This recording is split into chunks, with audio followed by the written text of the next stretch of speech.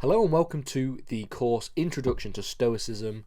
In this short video we're going to ask ourselves what Stoicism is, and then we're going to look at what this course is going to entail, the kind of things we're going to be talking about, and the kind of things that we're going to be discussing throughout the course. So first of all, what is Stoicism? Stoicism is a philosophy which came from the sort of Hellenistic era, and the Hellenistic era of ancient Greece, from the thinker known as Zeno of Citium in around 300 BCE. It's heavily influenced by the likes of Socrates, the philosophy of the Cynics, and engaged in a lot of vigorous debates with skeptics and academics and the so-called Epicureans at the time in ancient philosophy. And it has a number of issues in contemporary philosophy, contemporary medicine, and contemporary psychology. It's got a number of impacts that has really shaped the way people think today. Stoicism has, and people are really picking up on the idea of Stoicism as a practical way of living.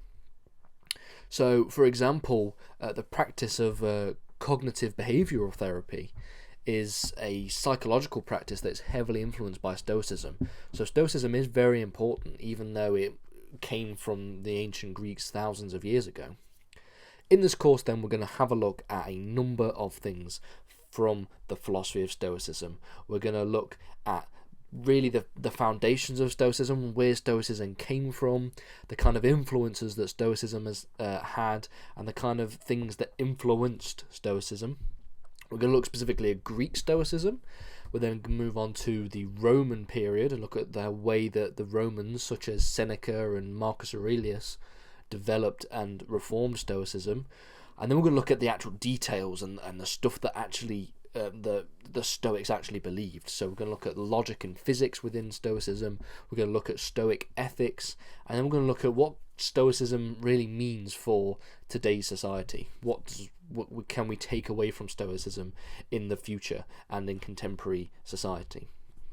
So as a discussion task, really, what does Stoicism mean to you? Try and think about the kinds of things that, if someone was to call you quite stoic about something, what do you think that means?